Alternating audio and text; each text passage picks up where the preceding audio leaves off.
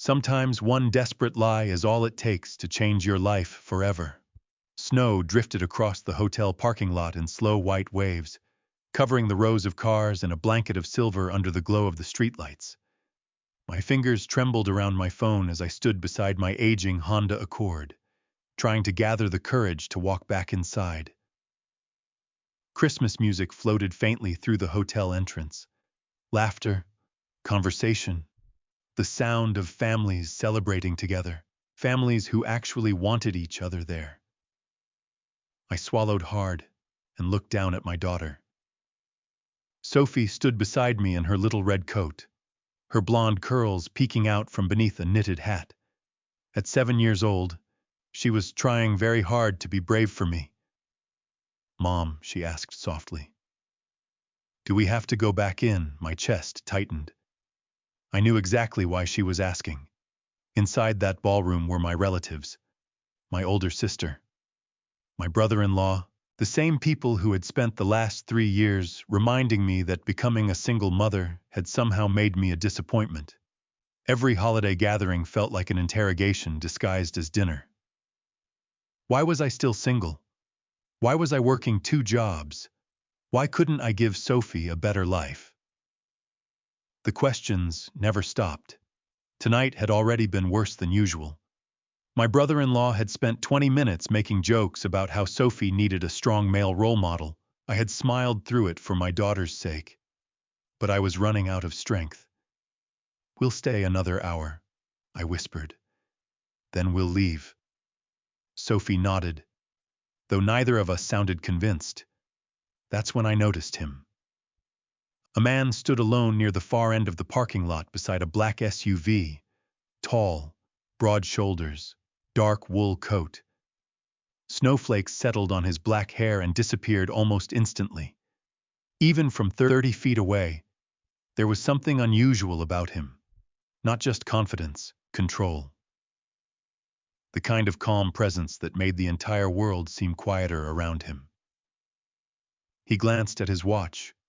Somewhere behind him, another black SUV pulled into the lot and stopped. My eyes narrowed. Then another vehicle arrived, and another. Men stepped out, speaking quietly into earpieces. Something about the scene told me I should walk away. Instead, desperation pushed me forward. Before I could lose my nerve, I grabbed Sophie's hand and crossed the parking lot. The man noticed us immediately. His gaze settled on me, steady and unreadable. Up close. He looked even more intimidating. Maybe late 30s, sharp features, pale green eyes that missed nothing. I stopped in front of him and instantly felt ridiculous. What was I even doing? But then I thought about walking back into that ballroom alone. I thought about Sophie hearing another cruel joke, and the words escaped before I could stop them. "I know this sounds crazy," I said, "but could you pretend to be my brother tonight?" For a moment, silence hung between us. Snow drifted through the air. Sophie squeezed my hand.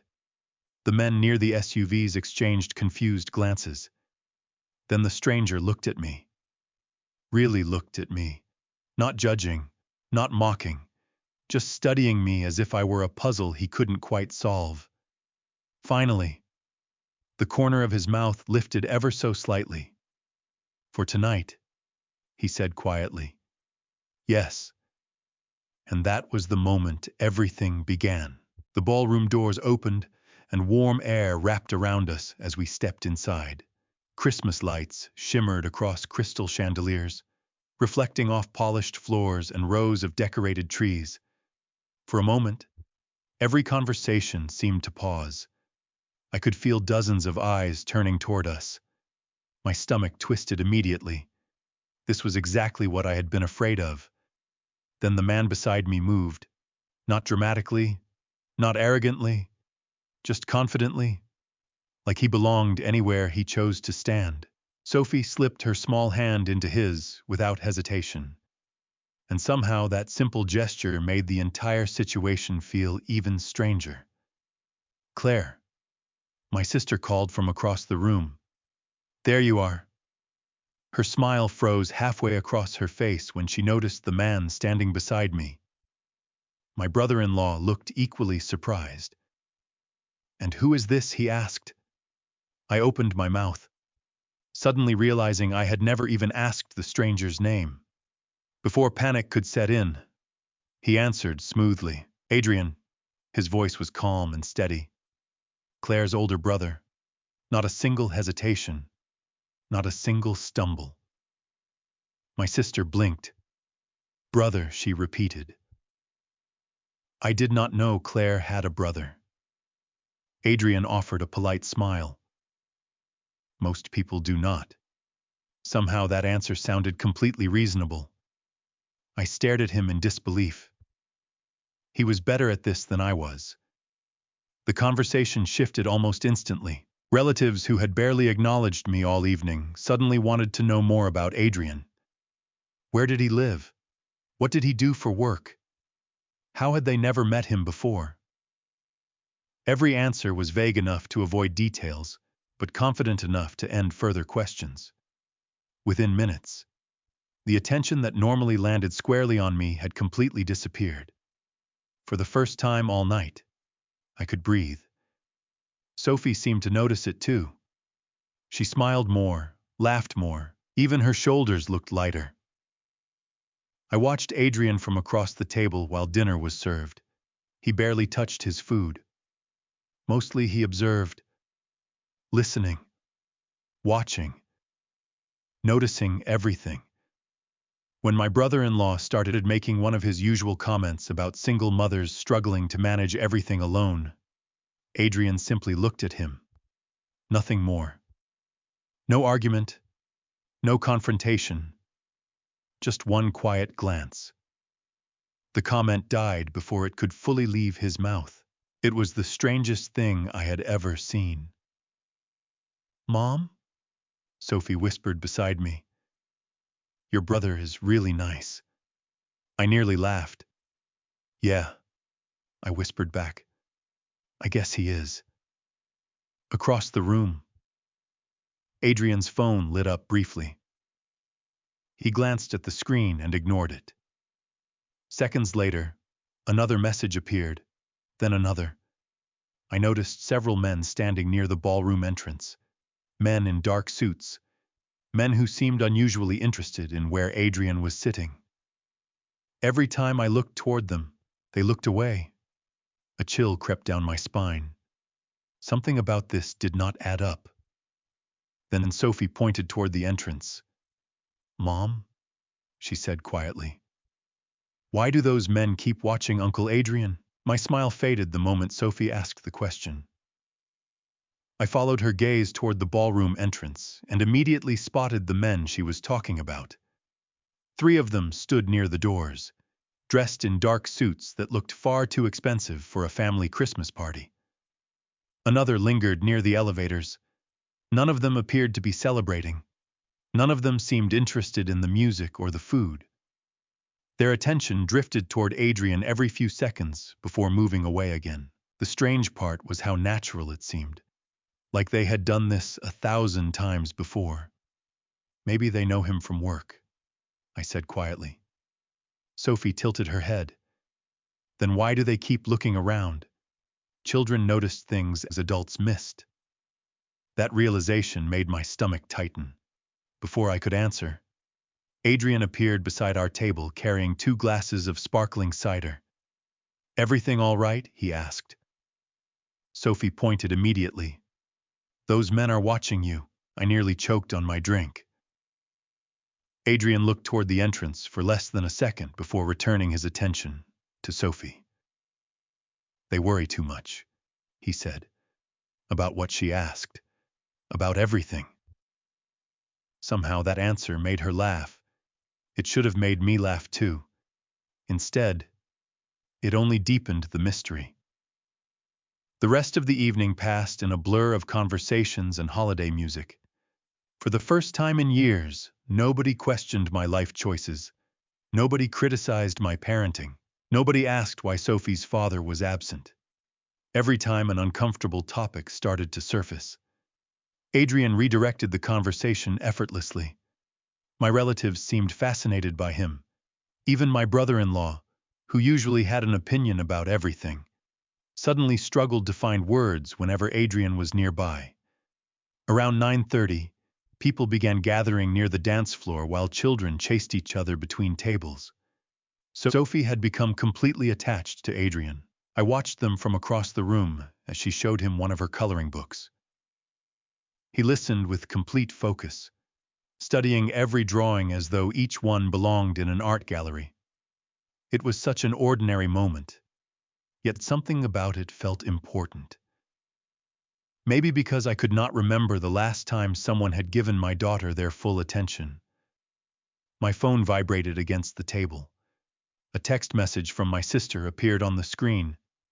"Who exactly is your brother?" I stared at the message.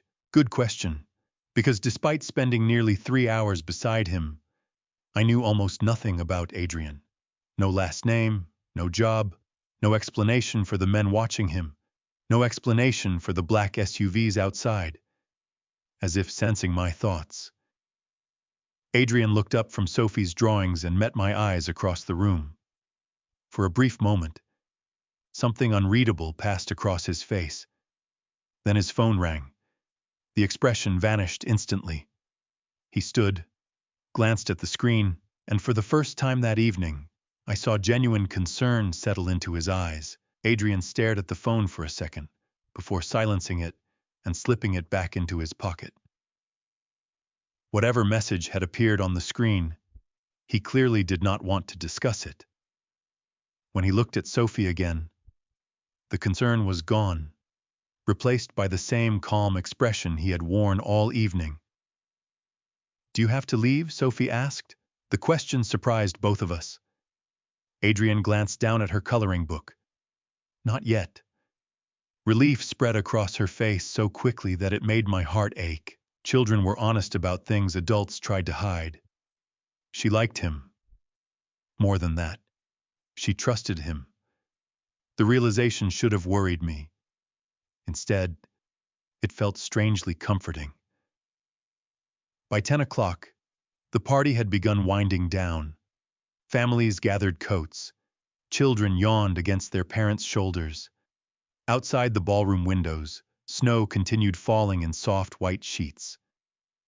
I was helping Sophie button her coat when Adrian appeared beside us. "Your car is in the north lot, correct?" he asked. I blinked. "How do you know where I parked?" For the first time all evening, he looked almost amused. "You mentioned it when we walked in. I was fairly certain I had not, before I could question it further." Sophie tugged on his sleeve. "Will we see you again?" The directness of the question made me wince. Adrian looked down at her. For a brief moment, something softened in his expression. "Maybe." Sophie considered that answer seriously. Then she pulled a small notepad from her coat pocket, scribbled something down, tore off the page, and handed it to him. "That is our number," she said proudly. "In case you want to check if Mom is being stubborn." My face immediately turned red. "Sophie." Adrian accepted the paper with complete seriousness. "Thank you. That could be very useful information." She giggled. I groaned. Somehow the two of them had developed an alliance in less than 4 hours. We walked together through the hotel lobby and into the cold night air. Snowflakes swirled beneath the parking lot lights. The black SUVs were still there. So were the men in dark coats. They watched Adrian approach, but never interrupted him. It was as though they were waiting for permission to breathe. When we reached my car, I turned toward him. "Thank you," I said quietly. "You did not have to do any of this." Adrian slipped his hands into his coat pockets. "Neither did you." "What does that mean?" A faint smile touched his lips. "Most people would have walked past a stranger. You asked for help." Before I could answer, one of the men near the SUVs approached and stopped several feet away. Sir, he said carefully, we should leave. Adrian nodded once. Then he looked at Sophie. Good night. Good night, Uncle Adrian. His smile widened slightly. Mine did too. As we drove home through the falling snow, I kept thinking about the strange man who had stepped into my life for a single evening. What I did not know was that less than 20 minutes later, my phone would light up with a text message from a number I had never seen before. The text message arrived just as I was carrying a sleeping Sophie into our apartment. Snow still clung to my coat, melting onto the hardwood floor in tiny droplets. I shifted Sophie carefully onto the couch and pulled my phone from my pocket. Unknown number. For a second, I considered ignoring it. Then I opened the message. I hope you made it home safely. That was all it said. No name, no explanation. Yet somehow I knew exactly who had sent it. A strange warmth settled in my chest. Before I could overthink it, another message appeared. Sophie is very persuasive. I laughed quietly despite myself. The sound felt unfamiliar. It had been a long time since someone made me smile without trying. I typed a short response. We survived. Barely. 3 dots appeared almost immediately. I had no idea surviving family Christmas required so much courage. I shook my head, smiling again. The conversation lasted only the few minutes before ending with a simple good night. But over the following weeks, something unexpected happened. Adrian stayed in our lives. Not constantly, not intrusively, just enough to become part of our routine. Sometimes a text message would appear, asking how Sophie was doing. Sometimes Sophie would find a book she had mentioned wanting left anonymously at our front desk. Once, after she talked endlessly about a science museum exhibit she wanted to see, tickets somehow arrived in the mail. No note, no signature, just 2 tickets and a child who spent an entire week talking about dinosaurs. Then January arrived, and everything changed. The envelope was waiting inside my mailbox when I returned home from work. Official legal documents. My hands immediately started shaking before I even opened them. Some fears never leave you. They simply wait for the right moment to return. I stood in my kitchen reading the paperwork while the sound of cartoons drifted from the living room. Every word felt heavier than the last. Sophie's father was filing for shared custody. After 3 years of barely calling, 3 years of missed birthdays, 3 years of silence, suddenly he wanted legal rights. My knees nearly gave out. I lowered myself into a chair and stared at the papers spread across the table. Questions flooded my mind. How would I afford lawyers? What if the court believed him? What if Sophie was forced into a situation she did not want? The fear sat like a stone in my chest. Hours later, after Sophie had fallen asleep, I found myself staring at my phone. I should not call Adrian. He was practically a stranger, yet somehow he was the first person I thought about. Before I could decide, my phone vibrated. His name appeared on the screen, and the moment I answered, he spoke in a voice that sounded unusually serious. Claire, he said quietly, tell me what happened. For several seconds, I could not speak. I sat alone at my kitchen table, staring at the custody papers while the refrigerator hummed softly in the background. Outside, January wind rattled the apartment windows. Claire Adrian's voice came through the phone again. Talk to me. I swallowed hard and forced myself to explain. Every page, every threat hidden behind legal language, every fear that had been building since I opened the envelope.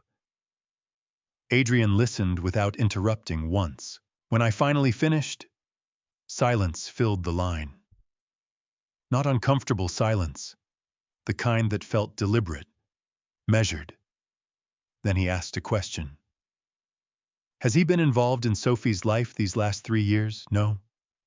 Does he call regularly? No. School events? No. Medical appointments? No.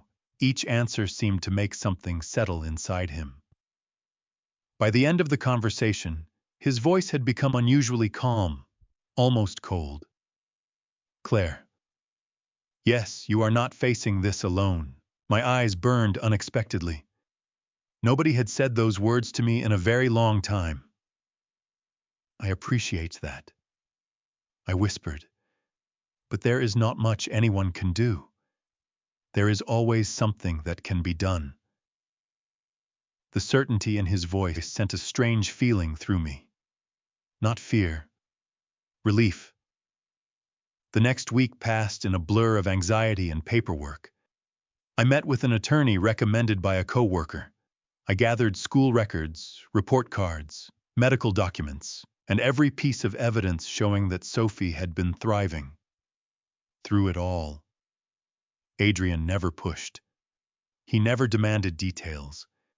Yet somehow he always seemed to know when I was having a difficult day. A coffee appeared at my workplace after a stressful meeting. A children's puzzle arrived for Sophie after she mentioned being bored during winter break. Small things, thoughtful things, the kind of gestures that made it impossible to forget him. Then one evening my attorney called. I nearly dropped the phone when I heard her voice. Claire, she said carefully. I have reviewed some new information. My heart immediately began racing. What kind of information? The kind that significantly strengthens your case. She explained that additional records had surfaced regarding Sophie's father, employment issues, missed obligations, a pattern of behavior that raised serious concerns about his sudden custody request. I sat frozen in my chair. How did you find all of that? There was a pause. Let us just say someone wanted to make sure the court had a complete picture. The moment the call ended, I knew exactly who had helped. I grabbed my phone and immediately dialed Adrian.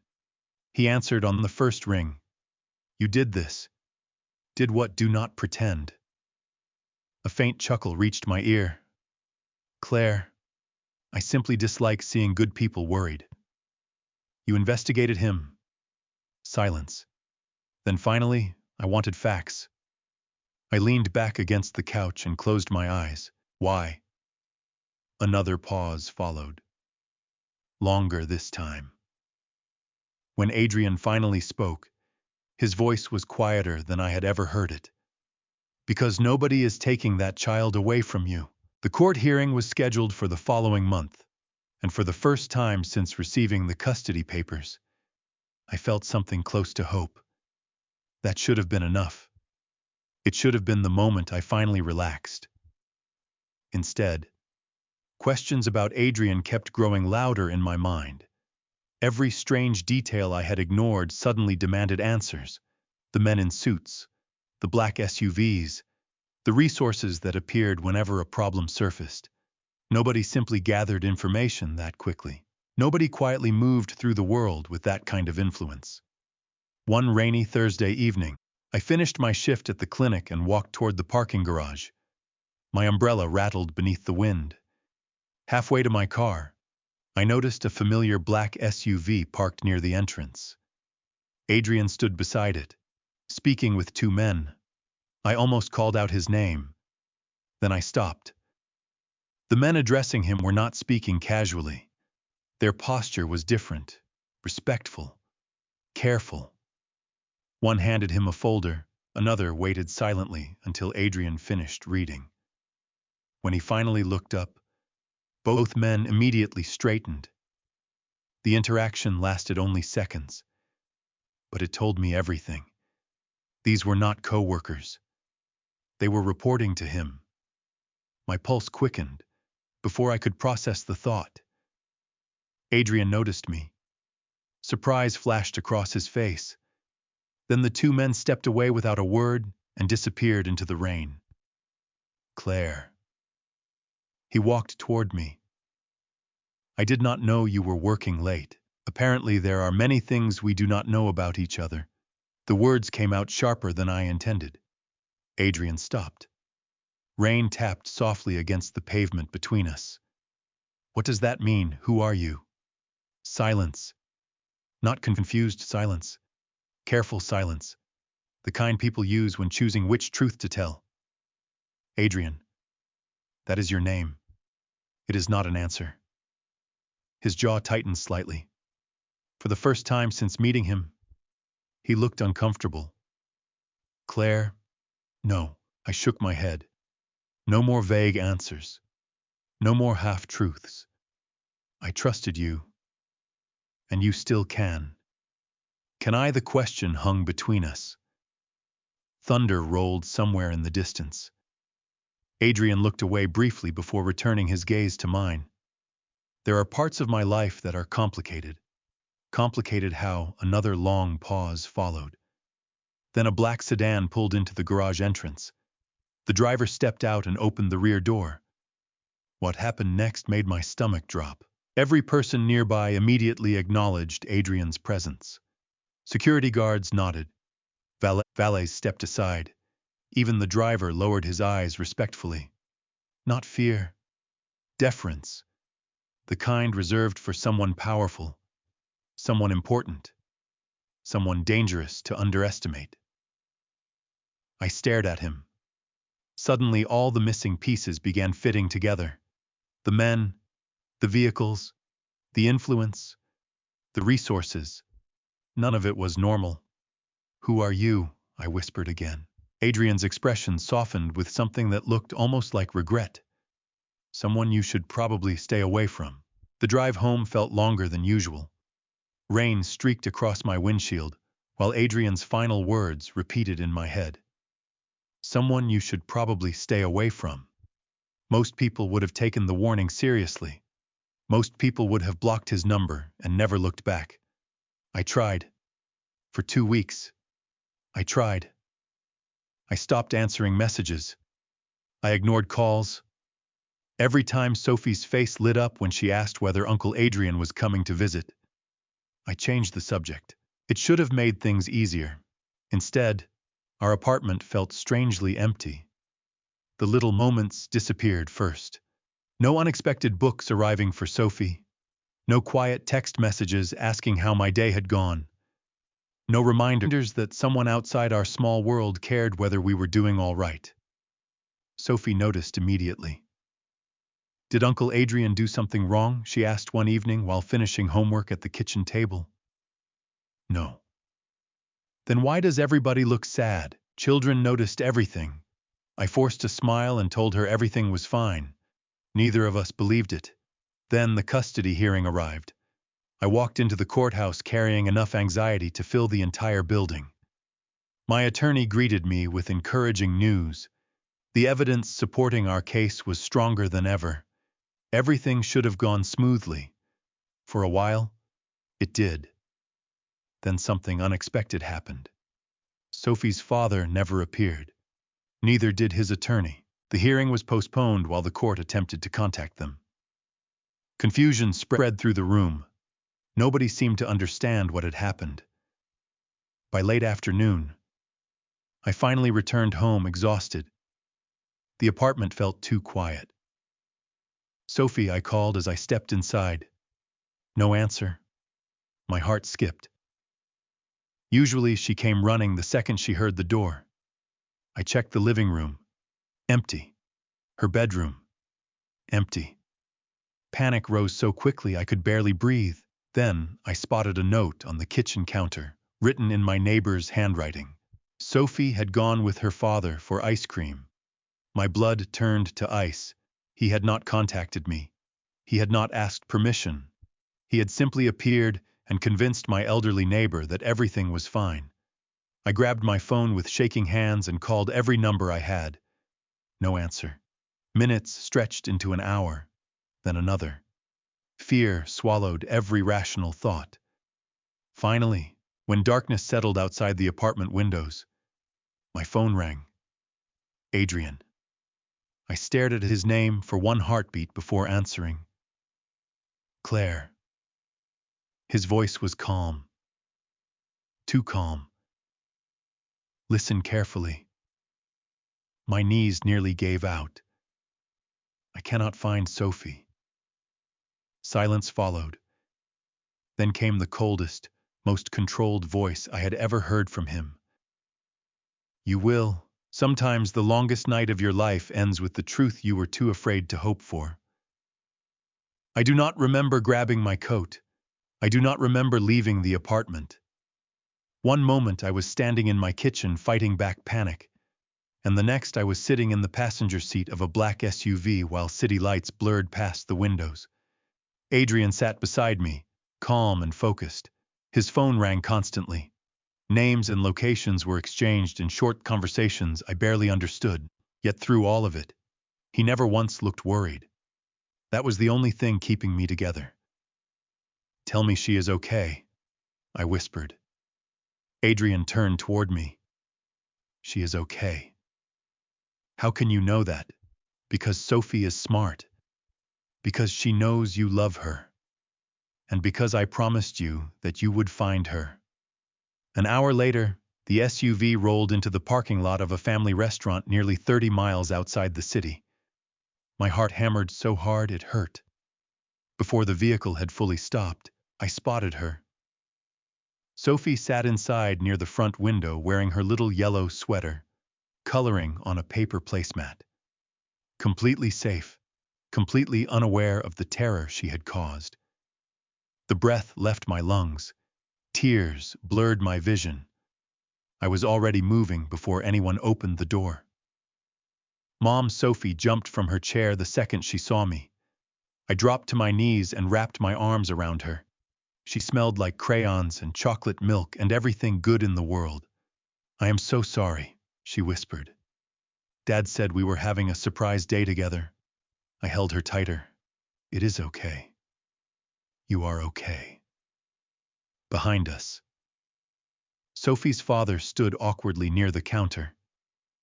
He looked nothing like the frightening figure I had imagined during those endless hours. Just a man who had made selfish decisions and underestimated the consequences. He tried to explain, tried to justify, but for the first time, I was not listening.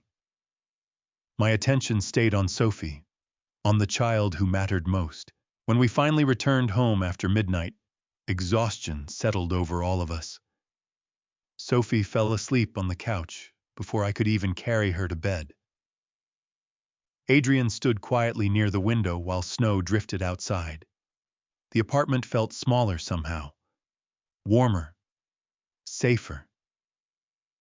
Why did you do all this for us? I asked. Adrian looked toward Sophie, sleeping peacefully beneath her blanket. For several seconds, he said nothing. Then his eyes met mine. Because the moment you asked me to be your brother that night, he said softly, I already wanted to be something more. My heart forgot how to beat. Neither of us spoke after that. We simply stood there listening to the quiet sound of Sophie breathing. And for the first time, I realized family is not always the people you are born with. Sometimes it is the people who show up, stay, and refuse to let you face the storm alone.